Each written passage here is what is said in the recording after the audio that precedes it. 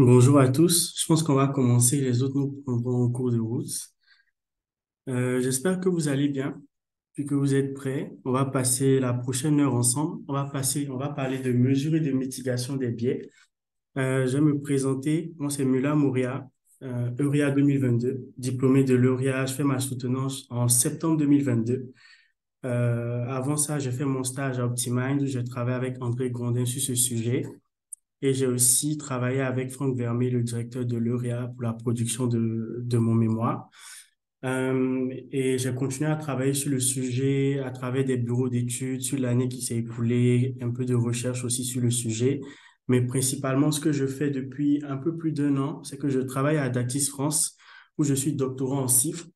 Donc, je travaille sur la modélisation et la projection des scores de risque climatique. Donc, pour donner un peu plus de détails, c'est de formaliser en fait toutes les connaissances, toutes les données, tout ce qu'on peut avoir du point de vue assurantiel qui concerne la compréhension du risque climatique, formaliser tout ça, faire des estimations des scorings de risque à date et ensuite projeter ces scores de risque-là à moyen long terme. Donc, je vais travailler sur ça pendant les 2, 3 prochaines années. Mais c'est pas du tout de ça qu'on va parler aujourd'hui. Aujourd'hui, on va parler de mesures de mitigation des biais vers une tarification non vie réellement équitable. C'est un sujet qui est très intéressant pour plusieurs raisons. On va voir ça ensemble. Euh, Avant de rentrer dans le vif du sujet, peut-être vous présenter un peu les objectifs de la présentation. Excusez. Donc, l'idée pour moi, à travers cette présentation, c'est de piquer un peu votre curiosité. J'ai rajouté un peu plus de diapos que ce que j'avais au moment de ma soutenance. C'est vraiment que vous puissiez découvrir le sujet pour ceux qui ne le connaissaient pas et peut-être avoir un peu plus d'informations, piquer un peu votre intérêt, que ce soit du point de vue social ou ce soit du point de vue statistique. Donc, par exemple, dans les deux premières sections, donc d'abord, on va parler d'assurance IARD de tarification, vraiment des généralités. Ensuite, je vais définir un peu ce que c'est que l'équité. Et normalement, ces deux sections-là sont plutôt courtes. Donc, j'ai rajouté un peu plus d'informations pour vous donner plus de contexte. Ensuite, je vais passer à la partie statistique où je vais parler de mesures de mitigation des biais du point de vue statistique, puis à une application donc, qui sera précisément en tarification automobile sur une garantie bris de glace. Donc voilà, sans plus de digression, on va rentrer dans le vif du sujet. On va commencer par l'assurance IARD et la tarification. Là, faites pas trop attention à mes animations. Donc la première chose dont on va discuter ensemble, ce sont les contraintes de tarification. La prime est un prix. C'est le prix du service d'assurance. Et comme tous les prix, en fait, il encapsule de nombreux enjeux stratégiques. Le premier enjeu qu'on connaît tous très bien, c'est la qualité et la cohérence statistique. Donc, on sait que en assurance, on a l'inversion du cycle de production. Ça nous pousse à vraiment être très pointu du point de vue statistique pour estimer le risque qu'on est en train d'étudier. Donc, ça, c'est vraiment le point central, un des points qu'on connaît, qu'on maîtrise assez bien. Mais ce qu'on peut parfois oublier, en tout cas omettre quelquefois, quand on se concentre sur la vision statistique, c'est qu'autour de cette vision statistique, il y a d'autres contraintes qui vont beaucoup influencer la façon dont on va faire le travail statistique ou qui vont influencer les conclusions. Par exemple, il y a les contraintes réglementaires. Typiquement, ceux qui font de l'assurance automobile, ils connaissent bien la Gender Directive, qui dit que les assureurs n'ont pas le droit d'avoir une variable discriminante qui est le genre dans le calcul de la prime. Donc ça, c'est une contrainte réglementaire qui va venir s'ajouter aux différentes contraintes statistiques, qui va venir peut-être limiter les travaux statistiques ou les variables qu'on peut utiliser. Pareil, on a des contraintes commerciales. Il faut que la tarification soit concurrentielle. Il faut aussi quelquefois que, en même temps que la tarification est concurrentielle, qu'il n'y ait pas trop de variables tarifaires. Donc, il faut jongler avec ces contraintes commerciales qui viennent s'ajouter à la partie statistique. Et pour finir, on a tout un ensemble de contraintes stratégiques. Quand je mets contraintes stratégiques, c'est vraiment au sens large. Du point de vue stratégique, l'assureur peut vouloir favoriser certaines zones ou vouloir se concentrer sur tel type de clients. Par exemple, il y a des assureurs qui se concentrent peut-être plus sur les jeunes. Il y a des clients qui font de la mutualisation un peu plus étendue ou de la mutualisation générationnelle. Donc, ce sont des contraintes supplémentaires qui sont encore une fois pas forcément liées aux statistiques, mais qui vont venir s'ajouter sur la partie statistique. Oui, comme c'est écrit dans le chat, n'hésitez pas à poser vos questions au fur et à mesure. Je prendrai les questions à la fin de la présentation. Pourquoi est-ce que je parle de contraintes alors qu'on va parler d'équité et de discrimination? C'est parce qu'en fait, l'équité est une contrainte de tarification. On peut la considérer comme une contrainte. Elle peut être une contrainte réglementaire. Donc, comme c'est le cas de la Gender Directive, on ne doit pas utiliser le genre parce qu'on trouve que c'est discriminant. Comme elle peut être stratégique, il y a certains assureurs qui utilisent un peu moins l'âge que d'autres parce que aussi ils ont envie d'avoir un certain positionnement ou ils ont envie de retourner une certaine image. Donc, que ce soit pour des raisons stratégiques ou réglementaires, on peut se retrouver face aux questions d'équité et de discrimination. Donc, ça, c'était pour le premier point de généralité.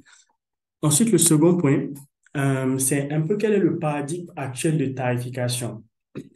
Donc, si je fais le parallèle un peu entre la tarification et le sujet qu'on veut traiter aujourd'hui, donc je vais définir la tarification suivant ce prisme. Je dis que la tarification, c'est une forme de discrimination basée sur une représentation du risque porté par l'assuré. Alors, pourquoi est-ce que je dis ça? Parce qu'on a un ensemble d'assurés. Ces assurés se ressemblent tous plus ou moins, ce sont des lignes dans un portefeuille. Sauf qu'on a des informations sur ces assurés. Ce sont des informations personnelles, des informations sur les biens des assurés, des informations sur leurs contrats, des informations sur leurs sinistres.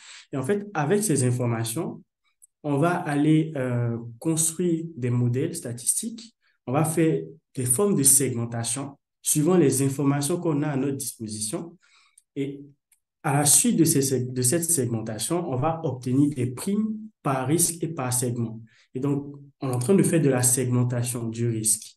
Sauf que cette segmentation qui conduit à la tarification, c'est une discrimination qui est basée sur une représentation du risque porté par l'assuré. C'est juste que le terme discrimination, il a une connotation un peu plus négative. En fait, la segmentation devient discrimination quand on trouve que, on utilise des variables qu'on ne devrait pas utiliser, qui sont discriminantes. Mais sinon, dans le principe, on a exactement le même mode de fonctionnement qui est de segmenter la population par rapport à des informations qu'on a sur ces individus. Et ça pousse directement à une question qui est, quelle est la frontière entre ce qui est acceptable et ce qui est inacceptable du point de vue de la tarification? C'est-à-dire que là, vu que toute la tarification est basée sur une notion de segmentation, à quel moment est-ce qu'on sait qu'on peut accepter de faire telle segmentation et qu'on ne peut pas accepter d'en faire une autre? Juste pour développer un peu plus, en fait, sur cette idée avant de passer à la partie suivante. En fait, quelque part, le thème de actuariellement justifiable, c'est ce qu'on retrouve beaucoup dans la littérature. Si on prend le cas du genre, qui est le cas assez connu, dont je vais beaucoup réutiliser cet exemple parce qu'il est plutôt connu. Si on prend le cas du genre en assurance automobile, quand on prend une base de données, si on fait des modèles, si on fait des études statistiques, on va se rendre compte que très souvent, la variable genre est significative. Significative pour pouvoir expliquer le risque, pour pouvoir le mesurer. On va se rendre compte que cette variable est significative. Et donc, on va se poser la question de si cette variable est significative, pourquoi est-ce qu'on devrait s'en priver alors que la variable est significative? Et on peut se reposer la même question pour des questions de discrimination ethnique ou des questions de discrimination par zone. C'est est-ce que si on peut justifier statistiquement euh, la justesse d'une variable, est-ce qu'on devrait s'en priver? Et c'est un peu ça, en fait, c'est un peu cette frontière floue qu'il y a entre discrimination et pas discrimination que je voulais un peu mettre en avant ici. C'est que quelquefois, comme c'est le cas du genre, la variable peut être explicable, la variable peut être significative, mais on peut tout de même être obligé de s'en priver pour des raisons réglementaires ou des raisons stratégiques ou des raisons sociales. Si on passe à la diapo suivante. Et donc, je vais continuer sur la Gender Directive. La Gender Directive, comme je disais tout à l'heure, stipule qu'on n'a pas le droit d'utiliser le genre comme variable explicative pour la prime. Donc, ce que les assureurs font, les solutions qui sont implémentées en général, on supprime le genre des modèles ou on retraite le genre en sortie des modèles. Alors, la question qu'on peut se poser, c'est si la Gender Directive existe, s'il y a des solutions qui sont implémentées, pourquoi est-ce qu'aujourd'hui, en fait, on va venir reparler de discrimination du point de vue statistique, du point de vue assurantiel?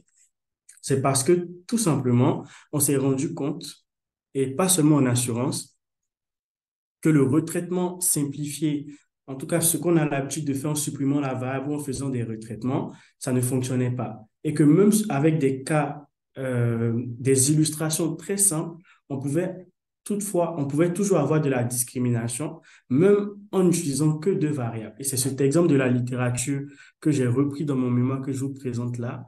On va juste le regarder assez rapidement. En fait, on se rend compte que, on a deux variables. La variable avec les modalités AB, la variable avec les modalités homme-femme. On se rend compte que là, il y a une très forte représentation des femmes dans la modalité A. Et on peut faire des calculs de probabilité vraiment très simples pour montrer que, en fait, les écarts de primes qu'on pourrait avoir entre la classe A et la classe B sera influencé de façon indirecte par la répartition qu'on a des différents genres dans les classes. Ce qui, en même temps, peut paraître plutôt évident quand on regarde les tableaux, mais après, on peut ne pas forcément s'en rendre compte qu'on est dans des bases de données avec plein d'interdépendances entre les variables. Et tout ça, ça a conduit au fait de formaliser la notion d'effet indirect du genre. L'effet indirect du genre, c'est tout simplement de dire que on a une base de données, on va faire un modèle, f de x égale à y, on va faire une modélisation. On se dit qu'on supprime le genre et donc on supprime son effet, mais on peut démontrer très simplement, et on va même le voir dans les applications que je vais montrer à la fin, que très simplement, malgré la suppression du genre, son effet indirect reste présent au niveau de la prédiction à cause d'interdépendances, à cause de relations plus ou moins complexes qui peuvent exister dans la base de données. Et donc maintenant, on va passer à la partie définition, définition de l'équité. Donc, les précédentes diapos, c'était vraiment pour poser le cadre, faire le lien entre tarification et discrimination, équité. Et là, maintenant, on va définir ce qu'on appelle l'équité, pas du point de vue mathématique, toujours des généralités. Donc, qu'est-ce que l'équité? J'ai mis comme titre l'équité entre abstraction et réalité. Vous allez comprendre pourquoi. L'équité, c'est le fait de donner les mêmes opportunités à chacun en prenant en compte les différences qui existent entre les individus, entre chaque individu. Si vous regardez l'illustration de droite, vous allez comprendre assez rapidement. À gauche, on a l'égalité. Donc, on avait trois caisses, on a partagé de façon assez égale les trois caisses, chacun une caisse, sauf qu'il y a des individus qui sont plus petits que d'autres, et donc ils ne voient rien après la distribution. Et de l'autre côté, à droite, on a l'équité, où cette fois-ci, on fait en sorte, en fait, que chacun des individus, en prenant en compte les différences qui existent entre ces individus, chaque individu puisse avoir la même opportunité. Pourquoi je dis c'est entre abstraction et réalité? Ça peut paraître un peu abstrait parce qu'on est en train de dire qu'on veut être équitable, mais en même temps, on comprend intuitivement qu'il faut quand même pouvoir prendre en compte les différences qui existent entre les individus. C'est un sujet qui est plutôt ancien. Il existe depuis bien avant Jésus-Christ. J'ai une partie du graphe que là, vous voyez pas, mais il y a vraiment, vraiment en droit et en philosophie, la notion d'équité revient assez souvent. Si on actualise un peu plus et qu'on se concentre sur ce qui nous intéresse, on va commencer peut-être en 2004, à peu près, avec la directive antidiscrimination de l'Union européenne qui voulait qu'on bannisse certaines variables dites sensibles. Ce sont des variables, en fait, qui sont discriminantes. On utilise le terme sensible au lieu de discriminante généralement. Ça a donné lieu à la Gender Directive plusieurs années après, dans le cas que j'ai expliqué. Et beaucoup plus récemment, on peut voir par exemple les questions de droit à l'oubli, qui sont une forme d'équité, suppression de formulaire médical, pareil, c'est de l'équité, c'est de se dire qu'on va faire abstraction en fait des différences qui peuvent exister entre des individus pour qu'ils aient la même opportunité d'avoir accès, par exemple, à du crédit, par exemple, ou à certains services. Il y a la solidarité générationnelle aussi, qui est une forme d'équité. Et donc, l'équité se retrouve comme ça un peu partout, avec une définition qui n'est pas forcément très claire. La définition laisse beaucoup de place à l'interprétation. C'est pour ça que je mets aussi entre abstraction et réalité. C'est vraiment une définition qui laisse la porte ouverte à beaucoup d'interprétations. Si je rentre un peu plus dans le détail, avant qu'on passe à la partie mathématique, je rentre un peu plus dans le détail. Origine et subtilité des discriminations. Alors, j'ai rajouté cette diapositive pour pouvoir prendre un peu plus de temps pour vous présenter les subtilités qu'il y a autour des questions d'équité et de discrimination avant de passer sur la partie mathématique. En haut, on voit en fait qu'il y a énormément de biais qui existent. C'est pas propre au sujet d'équité, mais même généralement en statistique, il y a énormément de biais. On sait que les utilisateurs peuvent introduire du biais, c'est la partie haute du graphique. Par exemple, mon comportement ou la façon dont je traite un dossier va influencer sur les conclusions qu'on va avoir de ce dossier. Et ensuite, ces informations vont se retrouver dans les bases de données. Typiquement, un souscripteur peut avoir de l'influence sur les individus qu'on retrouve dans la base de données. Donc, il y a du biais qui va être injecté de l'utilisateur vers la donnée. La donnée peut injecter du biais dans l'algorithme. Par exemple, on agrège mal la donnée ou on fait de mauvaises mesures. Et donc, on va se retrouver avec un algorithme qui est entraîné sur des données biaisées.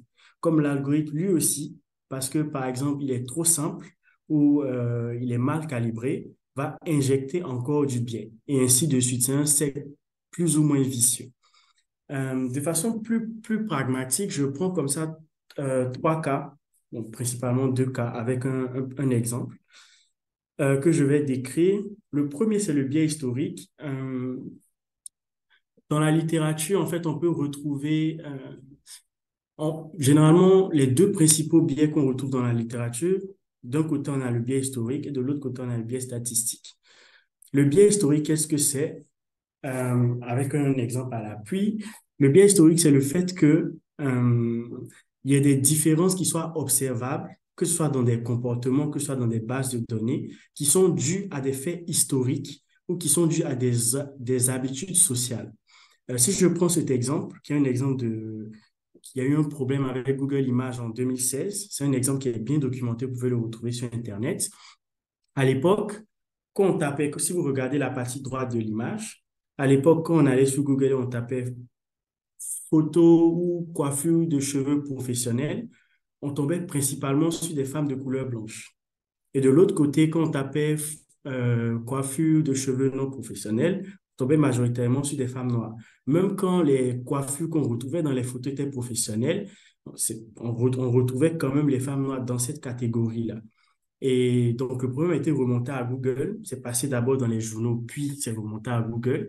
Et ils se sont rendus compte qu'en fait, le problème venait tout simplement du fait que historiquement, les mannequins qu'on utilisait ou les modèles qui étaient utilisés dans les articles pour parler des cheveux de les coiffures de cheveux professionnels étaient des femmes blanches. Et donc, l'algorithme de Google, il a tout simplement appris historiquement ce biais qui existe du fait qu'on illustre les coiffures professionnelles avec des femmes blanches.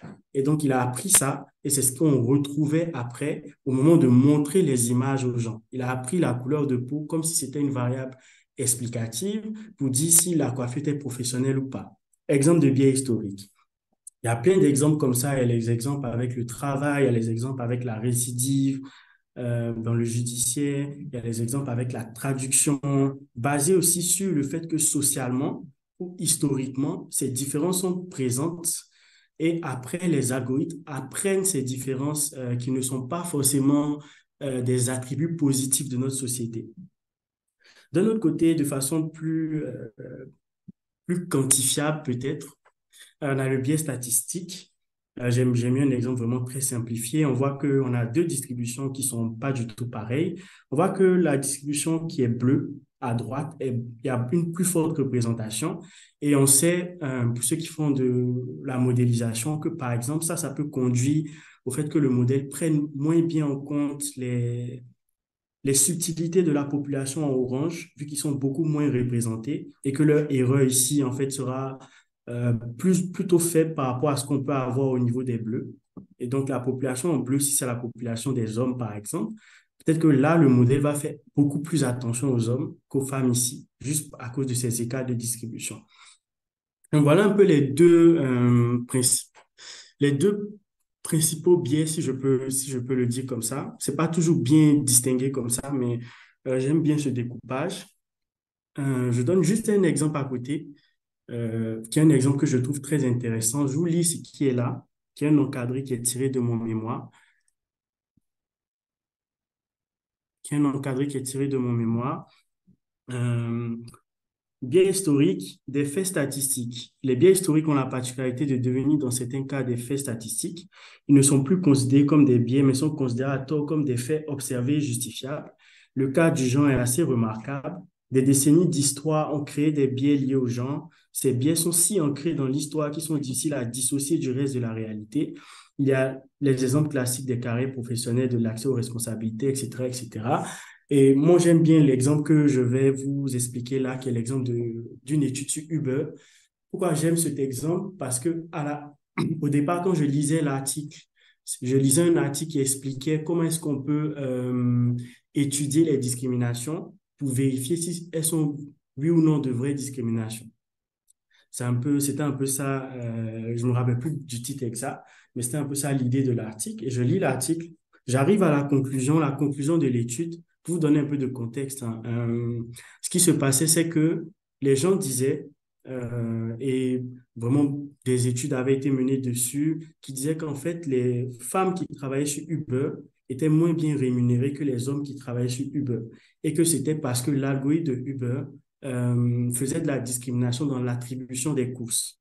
Et donc, Uber il y a eu des études qui ont été menées de la part de Uber.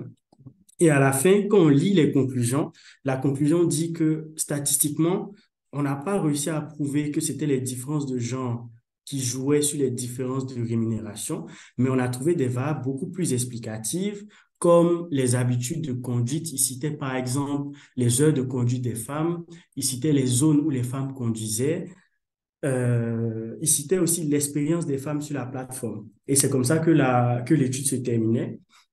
Et si vous vous rappelez un peu de ce que je viens juste d'expliquer avec les biais historiques, ça peut vous emmener à vous poser la question mais est-ce que ces faits statistiques qu'on a justifiés avec des chiffres à la suite d'études, quand on parle des zones où les femmes roulent, où les hommes roulent et les femmes ne roulent beaucoup moins, les heures de conduite, la vitesse aussi avec la vitesse de conduite, il y avait de l'expérience sur la plateforme. Est-ce que ces différences qui existent entre ces deux populations n'est pas due quelque part à des différences qui sont présentes dans la société ou à des biais historiques qui sont présents dans la société? Typiquement, pourquoi est-ce qu'une femme roulerait moins à une certaine heure par rapport à un homme?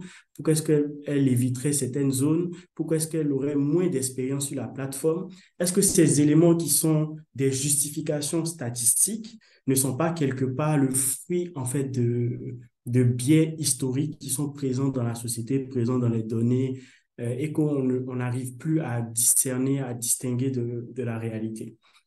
Donc, voilà un peu cet exemple. Je pense qu'avec ça, ça ouvre assez de possibilités. Ça pose plus ou moins bien les bases. Et donc, on va passer à la partie mathématique. Mesure et mitigation des biais. Donc là, on vient de voir ce qu'était l'équité. On a parlé de biais. La mitigation, c'est juste l'action de réduire les biais, réduire les discriminations dans des modèles. Et là, ce qu'on va voir ici, on va commencer à parler de comment est-ce qu'on peut définir du point de vue mathématique ce que c'est qu'une discrimination. Comment est-ce qu'on peut parler d'équité, mais du point de vue mathématique. Hop là. Donc, une des premières choses, c'est qu'il y a un gros challenge dans la littérature sur la définition des biais. On a une littérature qui est assez récente, qui est vraiment à la recherche de consensus. Il y a un gros boom sur ces sujets depuis 2016-2018, mais c'est abordé avec plein d'axes différents et il y a des auteurs même qui parlaient de zones de définition. C'est ce que je reprends ici dans mon deuxième bullet point. Et donc, les premiers travaux qui traitaient de ce sujet en assurance ont été publiés en 2022, en tout cas d'actuels francophones. C'est une littérature qui est principalement anglophone, axée sur la classification. Donc, l'objectif un peu des travaux que j'ai menés dans mon mémoire, c'était de faire une revue de la littérature, poser un peu le cadre, mais surtout de m'axer sur le cadre de la tarification de la régression, qui est très peu traité dans la littérature sur l'équité. C'est vraiment le gros plus de mon mémoire, c'est de travailler sur la régression et de faire une revue de la littérature où à chaque fois j'essaie de faire des ponts avec l'assurance pour que ce soit cohérent. Je pense que juste avant le rendu de mon mémoire, il y a eu une publication d'un manuel de Arthur Charpentier sur l'équité, mais avant ça, il y avait quasiment rien dans la littérature francophone. Et donc, je vous ai mis une diapo pour résumer un peu quelques définitions. Malheureusement, avec le temps est parti, on va pas rentrer dans le détail des définitions. Je pense que de toute façon, avec une heure, c'est pas très constructif de rentrer dans les définitions. C'est plus constructif de montrer les illustrations. Puis après, si vous posez des questions, vous pouvez vous rapprocher de moi, on pourra discuter de ce sujet. Ça sera avec plaisir. Si je passe rapidement sur cette diapositive, je vais parler de la partie de droite, qui est la partie observation. Il y a toute une partie causalité que j'aborde pas très en détail dans mon mémoire, parce que la littérature est vraiment beaucoup moins mature que la partie observation. Euh, donc, dans la partie observation, ce qu'il faut savoir, c'est qu'on a d'un côté l'équité de groupe, donc c'est ce qu'il y a à droite, c'est le fait de se dire que faut que les groupes aient les mêmes statistiques. Par exemple, si on reprend l'exemple du genre, si on prend hommes et femmes et qu'on veut faire de l'équité de groupe, si on regarde le salaire, on va vouloir que, par exemple, le salaire moyen soit le même. Ici, je donne la définition complète avec les probas. On va vouloir que la distribution, en fait, soit la même. La distribution conditionnelle ne change absolument rien. Et on peut conditionner de plusieurs façons différentes. Ça va conduire à plusieurs définitions différentes. Et d'un autre côté, il y a l'équité individuelle qui veut que deux individus qui se ressemblent aient exactement le même niveau de Y. Donc, si, quel que soit le genre, si ces deux individus sont proches, suivant une certaine définition de la proximité, on va voir ça tout à l'heure, on veut que ces deux individus aient le même niveau de, si c'est Y, si c'est la prime, on veut qu'ils aient le même niveau de prime. Donc là, je mets comme ça quelques métriques d'équité. On va les voir en détail tout à l'heure. On va se concentrer sur deux métriques que je vais détailler un peu dans les prochaines minutes, juste avant de vous montrer la partie mitigation. C'est une mesure de dépendance qui s'appelle AGR, qui est une mesure qui est par définition une des mesures les plus fortes de dépendance. Mais bon, si vous regardez la définition de droite, vous vous rendrez compte en fait que c'est une mesure qui n'est pas accessible, parce qu'on veut calculer la dépendance sur l'ensemble de toutes les combinaisons dans l'espace infini des fonctions. Donc, il faut faire des simplifications. Et moi, j'utilise en fait une implémentation de Marie et Al qui permet d'estimer, d'approcher par méthode des noyaux cet estimateur qui permet de capter toutes les formes de dépendance. Donc, on peut capter, dans la pratique, on peut capter 5 à 10 fois plus de dépendance qu'avec les mesures classiques. Ensuite, je fais une adaptation d'une méthode qui s'appelle le flip test que j'adapte à l'assurance. C'est sur le principe de l'équité individuelle que j'expliquais tout à l'heure. C'est de se dire que si deux individus se ressemblent, on veut qu'ils aient la même prime. Donc, on va définir une notion de proximité entre les individus. J'utilise pour ça un cas plus proche voisin. C'est pas le truc le plus parfait, mais c'est quelque chose qui a plutôt bien marché. On l'a hyper paramétré. Et donc, on voit que, par exemple, on a une femme et dans son voisinage, donc notion de proximité, il y a un certain nombre d'hommes. On va définir ceux qui sont les plus proches et à partir de là, on va calculer des écarts de primes. Donc, si on est dans le cas de la tarification, disons qu'on parle de primes, on va regarder en fait quel est l'écart de prime entre la femme et les hommes les plus proches qui sont censés lui ressembler suivant la définition qu'on a donnée. Et on va juger que normalement, s'il n'y a pas de biais basé sur le genre, il ne devrait pas avoir d'écart de prime, vu qu'il n'y a que le genre qui a changé entre les individus qui sont proches les uns des autres. Donc, on va regarder cette notion individuelle qu'on va coupler avec la notion de dépendance qui est un peu plus globale. Hop là. Donc, ça clôt un peu la partie mesure. Donc, ça sont les deux principales mesures que j'introduis. Les autres méthodes de mesure sont des mesures plus ou moins classiques. C'est pour ça que je ne les définis pas. C'est les mesures classiques de dépendance qu'on connaît avec la corrélation, ce genre de choses. Ensuite, les approches de mitigation. Donc, je vais vous montrer les trois approches de mitigation. Là, on pourra passer à l'application. Première approche de mitigation, donc première approche de réduction du biais, c'est de réduire le biais avant la modélisation. Donc, on a des données brutes. On veut transformer ces données brutes en données de modélisation. Généralement, qu'est-ce qu'on fait? On va regarder la cohérence, on va regarder la performance, mais on peut aussi regarder des contraintes d'équité. Est-ce que ma variable que je veux garder est une variable qui n'est pas liée à ma variable sensible, qui est le genre dont je veux me débarrasser de son effet? Est-ce que c'est pas une variable qui est indirectement influencée par cette variable? Donc, ça peut être juste de se dire que je vais prendre en compte une nouvelle forme d'information basée sur les définitions que je donne auparavant, donc AGF Flip Test, basée sur ces nouvelles informations que je ne regardais pas d'habitude, est-ce que je peux éliminer ou retraiter certaines variables? Bon, il y a le risque de perte d'information, hein, parce que si on va aller supprimer une variable supplémentaire ou retraiter une variable pour que ça colle avec des contraintes d'équité, on va perdre de l'information. D'où l'introduction en commençant par les contraintes pour montrer que c'est vraiment quelque chose où c'est un échange. Il y a vraiment un trade-off qui se passe entre équité et performance statistique, la plupart du temps. Ensuite, on peut faire de l'équité pendant la modélisation. Donc, pendant la modélisation, qu'est-ce qu'on fait? C'est une minimisation d'erreurs classique avec une fonction de perte. On peut peut-être rajouter une contrainte d'équité dans cet algorithme. Euh, oui, on peut rajouter une contrainte d'équité dans cet algorithme, comme on fait généralement si on est en train de pénaliser un modèle, on peut le pénaliser en rajoutant une contrainte d'équité à ce système de minimisation. Ensuite, la dernière approche, c'est de faire une approche. Hop là.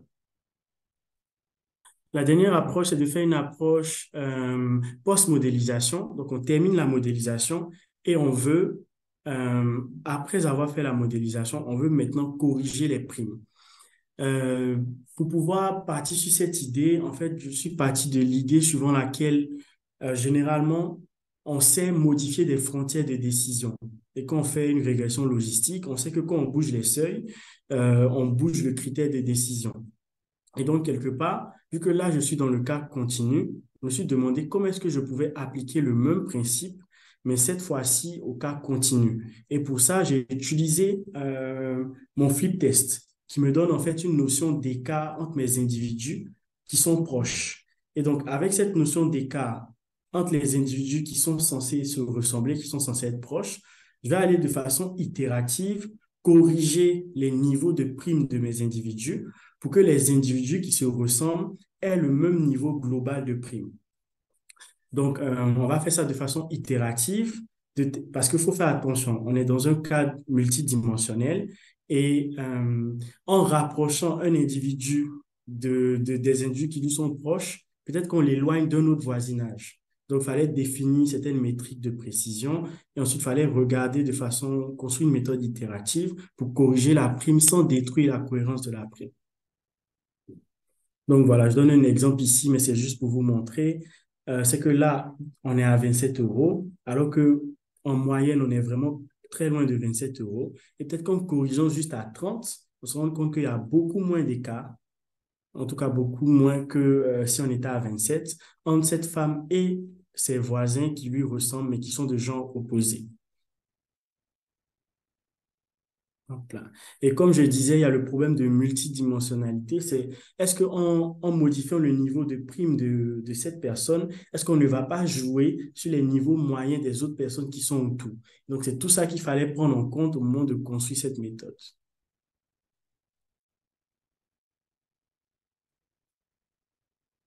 On va passer à l'application. Mais je vais juste regarder. Là. N'hésitez pas à poser vos questions. AGR, c'est juste un diminutif, en fait, ce sont des cycles. C'est le nom des différentes personnes qui ont travaillé, en fait, sur cette métrique, donc qui ont découvert cette métrique quelque part. Donc, c'est juste un ensemble de noms collés. Il n'y a pas vraiment c'est pas, il y a pas de définition, en fait. Ce sont des noms qui sont collés. Il n'y a pas d'autres questions. Ok. Je vérifie juste pour, OK. Je suis juste pour pouvoir regarder le timing. Donc là, on va passer à l'application. N'hésitez pas à poser vos questions dans le chat. Je vais prendre le temps qui restera pour vous montrer les différentes applications. Donc, mise en application de l'équité. Là, je retrace un process normal de tarification. Je ne vais pas revenir dessus. On va analyser les besoins, construire les bases de données, faire de la modélisation, discrétiser, traiter les variables. Quand on finit, on fait de la validation, on peut construire un zonier, on peut ajuster les modèles et puis ensuite on peut construire une grille. Donc voilà tout le process classique de tarification. Et dans ce process classique, donc j'ai refait tout ce process classique avec les méthodes habituelles. J'ai utilisé 3 modèles avec les métriques de performance que vous voyez là. J'ai retenu finalement le modèle GLM, même s'il était un peu moins performant, mais je l'ai retenu sur la base des contraintes euh, commerciales, des contraintes opérationnelles. Je sais qu'en général, c'est ce modèle-là qui est retenu. Et là, il y avait un écart qui était tellement faible que l'interprétabilité du modèle GLM m'a fait garder ce modèle, même si j'ai refait toutes les analyses sur les autres modèles, mais je présente principalement que les résultats du modèle GLM qui sont très proches des autres modèles. Je garde aussi un modèle de prime au lieu d'un modèle de coût-fréquence parce que aussi c'était un peu plus performant sur ma base de données. Et donc, première chose qu'on va faire, une fois qu'on a fini de faire la tarification classique, bon, je vais pas détailler les étapes, mais j'ai fait une tarification classique, j'ai validé mon modèle, j'ai fait tout ce qu'il y avait à faire. OK, je suis passé à la prochaine étape qui est de faire l'étude des biais et des discriminations. Donc, ce que j'ai fait, c'est que j'ai regardé, est-ce que j'avais du biais avant ma modélisation? Et quand je regarde, on va se rendre compte qu'en fait, on a un très léger décalage vers la droite de la distribution des hommes. Ça se voit dans les métriques aussi. Donc, les hommes en moyenne ont une prime qui est un peu plus élevée, ont un coût moyen qui est un peu plus élevé aussi. Donc, ça, c'est sur l'historique. Et une fois que j'ai regardé ce que j'avais sur l'historique avant ma modélisation, je me suis posé la question de qu'est-ce qu'on allait avoir après modélisation. Donc, après modélisation, j'ai refait un modèle avec le genre. Donc, avant, sans prendre en compte la gender directive, j'ai un modèle dans lequel j'ai le genre. Et je me rends compte que là, contrairement à ce qu'on avait tout à l'heure, quand on regarde le coût moyen, on voit que l'écart entre les deux distributions, c'est un peu plus creusé. Mais après, on peut se dire que c'est cohérent, que voilà, on a le genre dans le modèle et le modèle a appris à utiliser le genre. Donc, je suis parti un peu plus loin et j'ai refait le même modèle.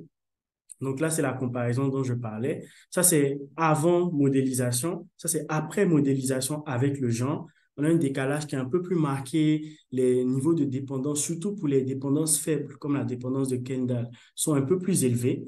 Ce qui me faisait penser en fait qu'il y avait une amplification, il y avait une simplification de la relation entre le genre et la prédiction.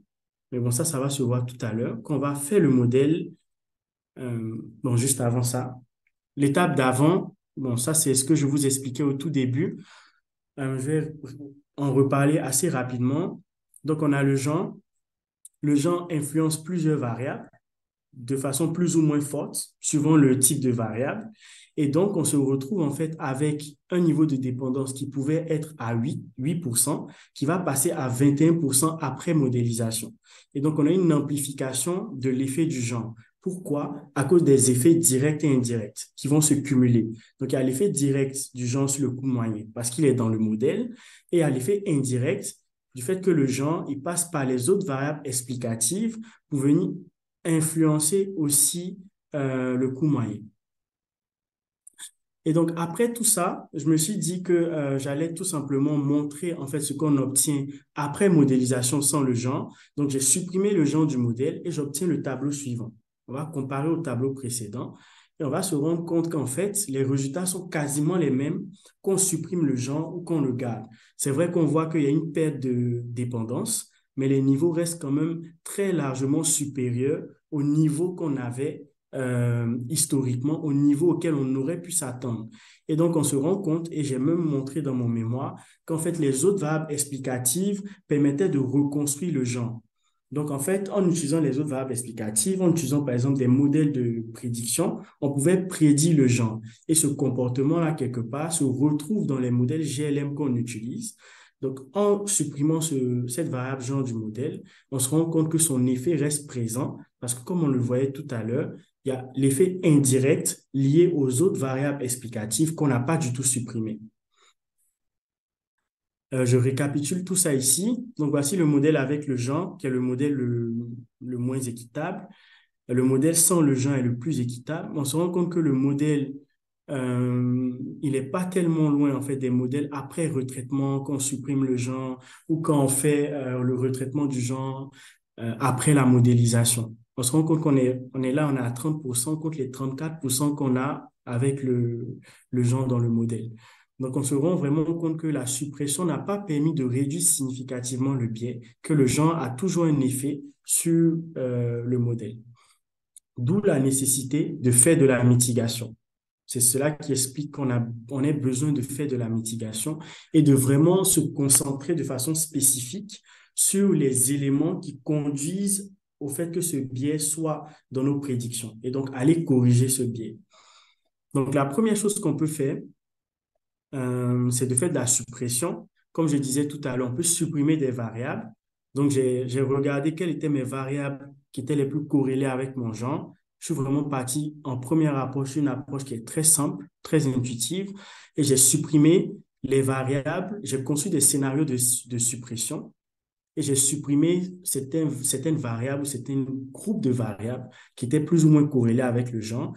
Et je me suis rendu compte que de façon plus ou moins intuitive et assez simplement, on pouvait réduire le niveau de biais. Donc, on voit ça ici, on passe de 29% à 19% avec une perte de précision qui est acceptable et puis un SEP aussi qui est acceptable. Et donc, on peut en fait, l'idée de juste cette partie sur la suppression, c'était de montrer que rien qu'avec du traitement de données, si on prenait en compte les contraintes d'équité, on était capable de venir réduire les niveaux de biais, réduire les niveaux de discrimination, sans même aller vers des méthodes qui sont très complexes ou qui vont changer le fonctionnement de nos modèles ou de nos process de tarification. Je ne vais pas présenter cette méthode, mais très rapidement, si j'en parle, en fait, ce que j'ai fait ici, c'est que j'ai fait du rééchantillonnage, mais un rééchantillonnage particulier où je me suis assuré que, quel que soit le niveau de prime, les hommes et les femmes étaient parfaitement représentés.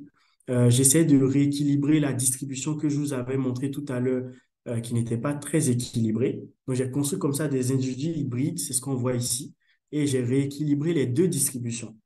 Mais en fait, on s'est rendu compte, cette méthode et la méthode suivante n'ont pas fonctionné, mais on s'est rendu compte que c'était tout simplement parce que le problème, il venait pas de la qualité du modèle, il venait pas forcément des écarts, des petits écarts de distribution qu'on avait, mais il venait vraiment des effets indirects que les autres variables explicatives avaient sur la prime, à travers l'effet indirect du genre sur la prime à travers les autres variables explicatives.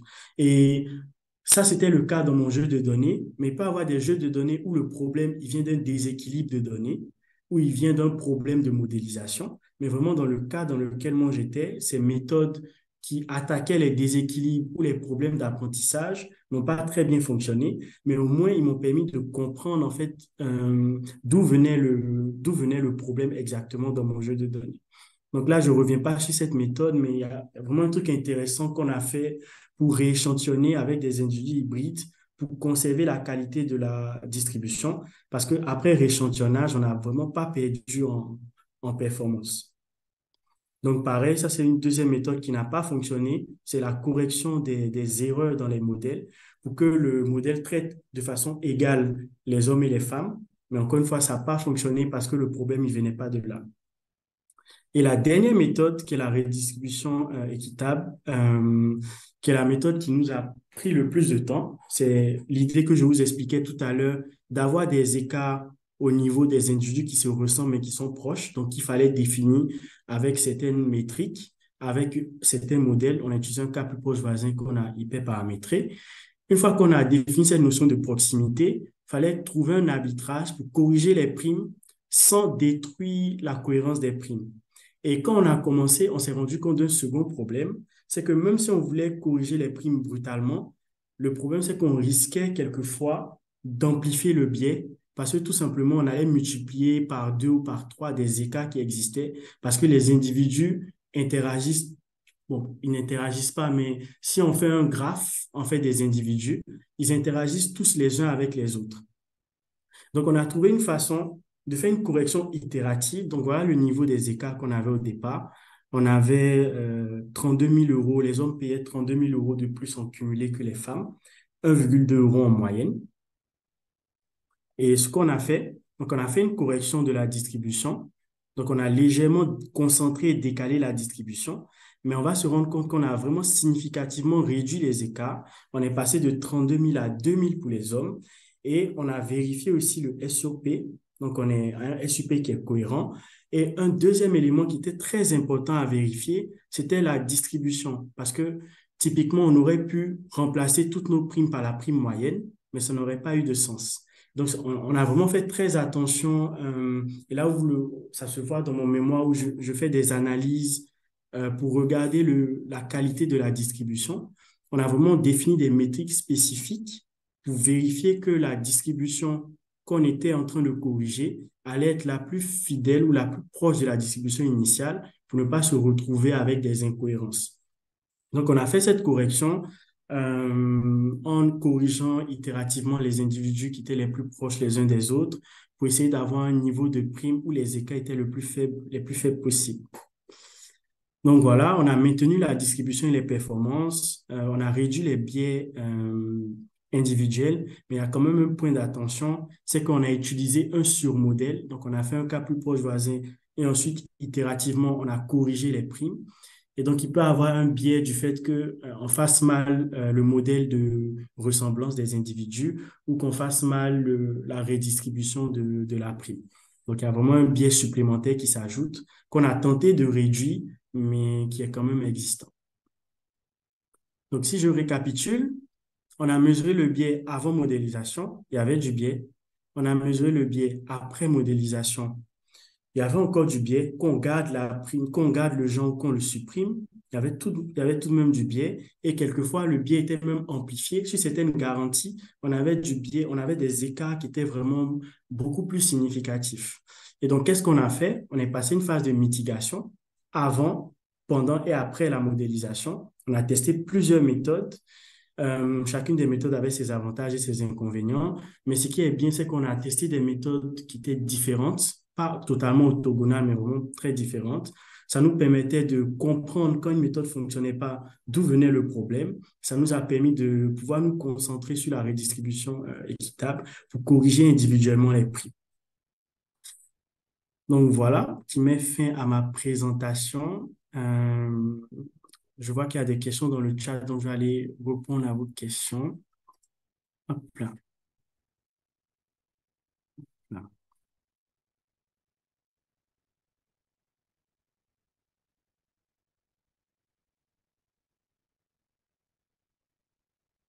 Donc, merci pour votre attention. Là, je parcours les questions. Je vais essayer de remonter pour récupérer les toutes premières questions. Je suis passé un peu vite sur la présentation dans le détail des méthodes de mitigation, mais c'est compliqué.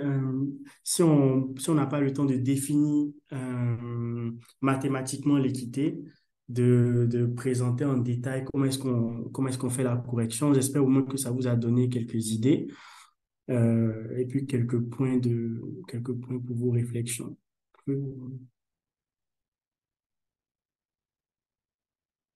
Il y a une toute première question. Je pense que l'application a répondu à la question. On se rend compte dans l'application qu'on avait un modèle et on avait un certain niveau de dépendance entre le genre et la variable à expliquer qui est la prime. Et on se rend compte que quand on fait le modèle, même quand on supprime le genre, on a toujours cet effet du genre sur la prime prédite qui reste plus ou moins fort. Et ça, c'est parce qu'il y a des effets indirects. Donc, je pense que l'application a bien démontré ça. Il y a des effets indirects parce que la prime est corrélée avec le genre, oui, mais le genre est aussi corrélé avec plein d'autres variables qui sont significatives dans le modèle GLM de prime. Et donc, de façon indirecte, même quand le genre est absent du modèle, il peut jouer sur le niveau de prédiction. Il joue sur le niveau de prédiction. Quelle mesure?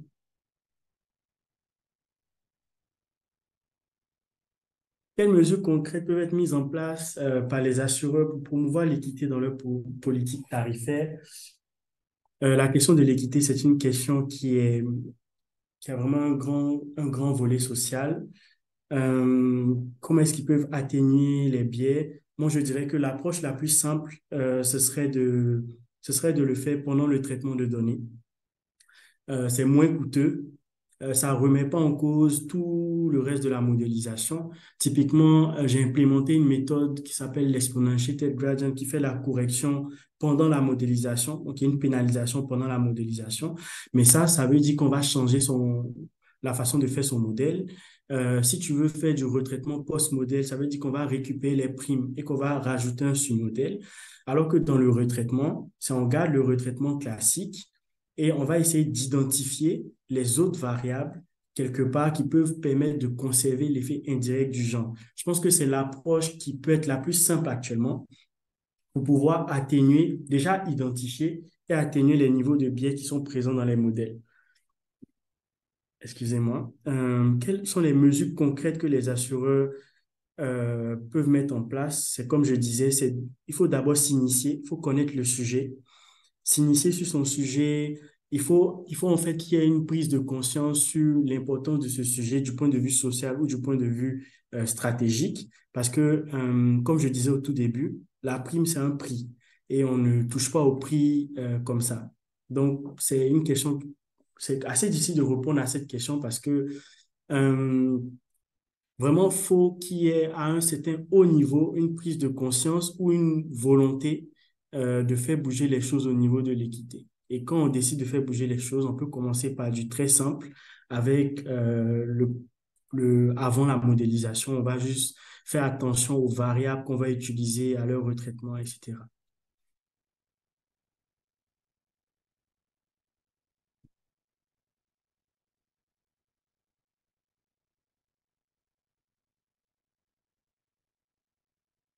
Et c'est une question qui est très pertinente. C'est dans un environnement concurrentiel, n'a-t-il pas un biais dans la conclusion sur le SOP?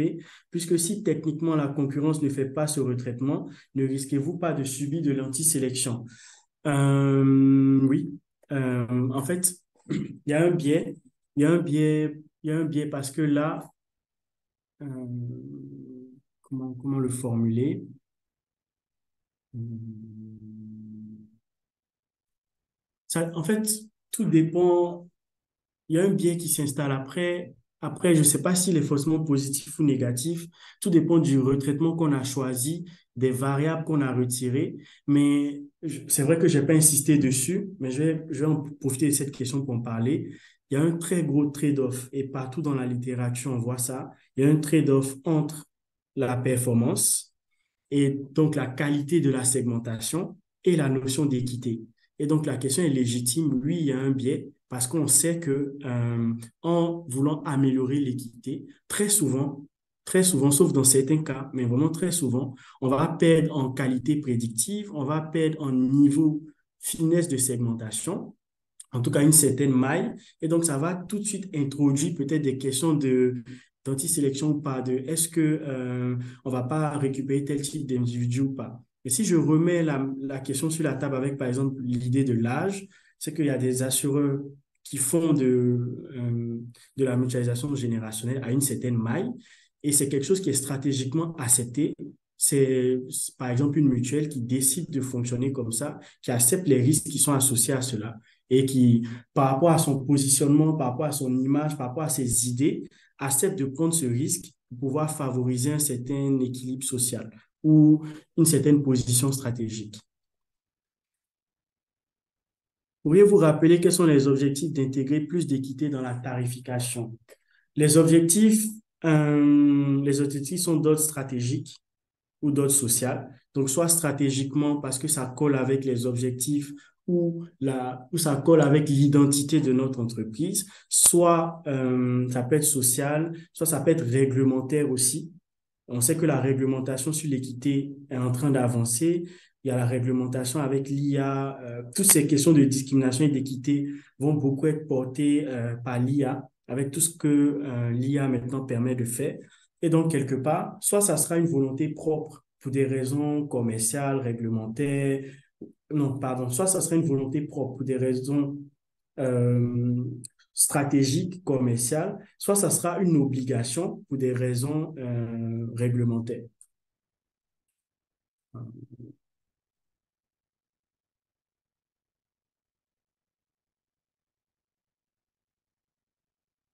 La deuxième question est tout aussi pertinente. La réduction des inéquités n'engendre-t-elle pas en termes de tarification un maintien des mauvais comportements d'assurés? Je dirais non. Je dirais normalement, si on met en place, si je prends, je vais prendre un bon exemple juste pour faciliter la réponse à la question. Si on prend par exemple les questions sur le formulaire médical, il y a des gens qui n'ont pas choisi d'avoir certaines maladies. Ça peut être héréditaire, ça peut être, voilà, qu'ils n'ont pas eu de chance. Et donc, ils sont exposés à certaines maladies pour aucune raison spécifique. En fait, c'est pas par leur action qu'ils se sont exposés à ça. Et parce qu'ils ont été exposés à ces maladies, par exemple le cancer, ils se retrouvent dans une position où ils n'ont pas accès à certains services. Et donc, ici, la notion d'équité a toute sa place parce qu'on se dit, ce n'est pas de leur faute, il faut rééquilibrer les choses. Et normalement, c'est à ça que doit répondre l'équité, mais pas répondre au cas où forcément, euh, on va venir corriger un déséquilibre qui peut s'expliquer par des actions.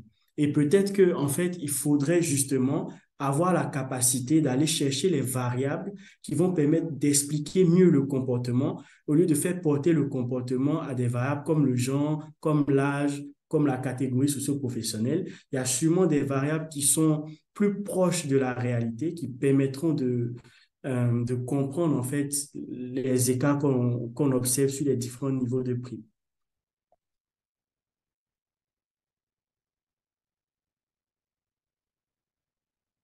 Il y a une question sur l'utilisation de l'intelligence artificielle pour réduire les biais.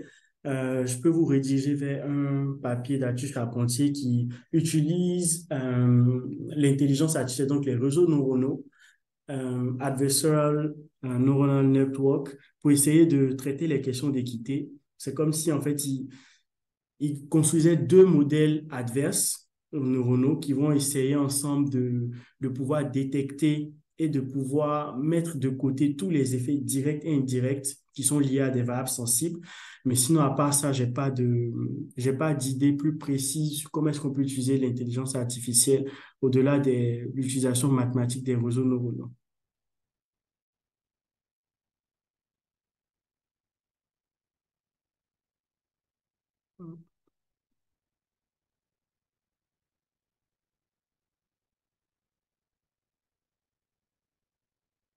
Oui, juste une précision, j'applique bien mon modèle sur mes primes. Je touche pas à mes sinistres. Donc, j'ai mon Y chapeau, prédit ma prime prédite, que je vais corriger. Et donc, après, j'ai mon Y tilt, qui est ma prime corrigée. Et ensuite, je vais venir comparer, est-ce que mon niveau de sinistre prime a beaucoup bougé ou pas.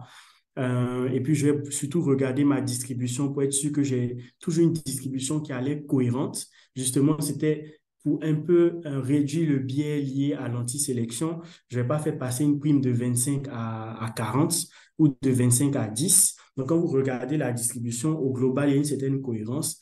Et en fait, la vérification est faite pas dans le détail, c'est vrai, mais on vérifie que vraiment pour chaque segment, on a un niveau cohérent de la moyenne de primes.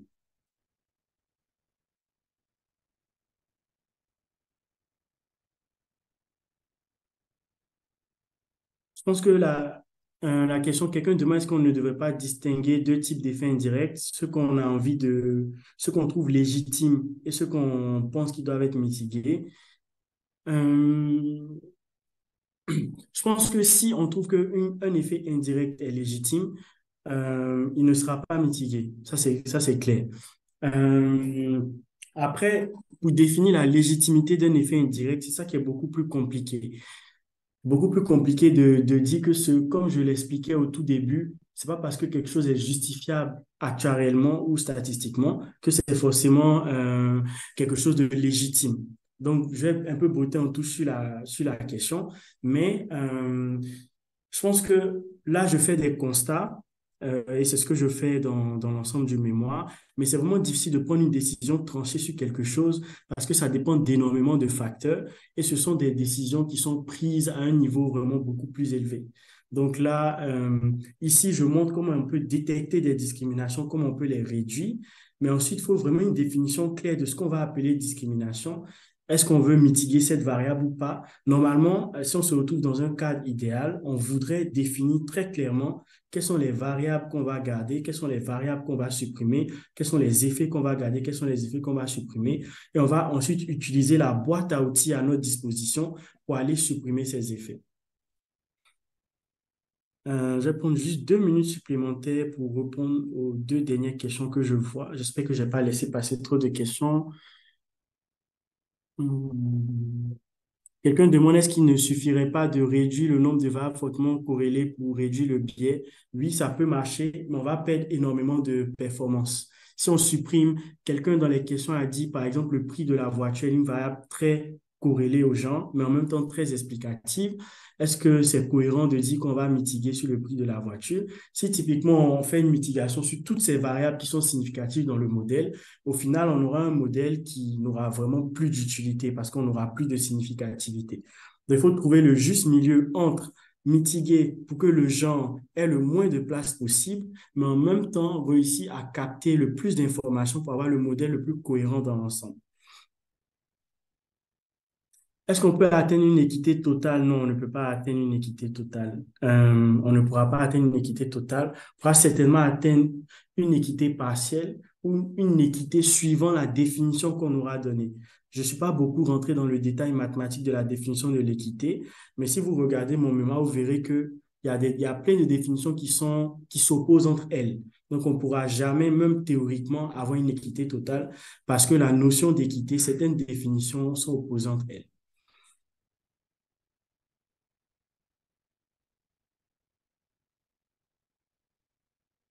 Oui. Il y a quelqu'un qui rebondit en disant qu'il est d'accord pour le questionnaire médical en emprunteur, mais que dans le cas des conducteurs, il s'agit de leur action. Par conséquent, il y a également une analyse à faire sur ce qui doit faire l'objet d'un ajustement ou pas. Je suis totalement d'accord avec ça. Et c'est pas du tout le but de mon mémoire. Mon mémoire ne traite. J'évite, en fait, je précise très clairement que j'évite la question de qu'est-ce qui est équitable ou pas. Moi, je définis l'équité, je pose un cadre qui fonctionne en assurance, je donne les outils, mais ensuite, il faut un travail, et c'est pas, peut-être que les actuels peuvent être précurseurs sur le sujet, mais il y a vraiment un travail dans les hautes instances qui doit être fait, à mon avis, pour définir, en fait, ce qui est juste, ce qui n'est pas juste, ce qui doit être ajusté, ce qui est équitable ou pas, et qu'ensuite, avec des directives précises, on puisse utiliser la boîte à outils pour faire les travaux. Je ne m'aventure pas du tout à définir ce qui est acceptable ou pas. Parce que même avec le cas des conducteurs, on pourra peut-être en reparler en off, mais il y a vraiment des cas, si je vous donne des exemples, il y a vraiment des cas où la différence de comportement peut quelque part se justifier par des biais historiques qu'on a observés par le passé ou qu'on a observés qui sont liés à des choses qui ne sont pas forcément avantageuses dans notre société. Donc voilà, j'ai fini un peu dans le rush. Désolé pour les 3 minutes que je vous ai prises en plus. Je pense que j'ai répondu à 90% des questions. Merci beaucoup pour votre attention. C'était un plaisir pour moi de pouvoir discuter, bon, à travers le chat, mais pouvoir vous présenter ce sujet. Passez une très belle journée et puis à bientôt.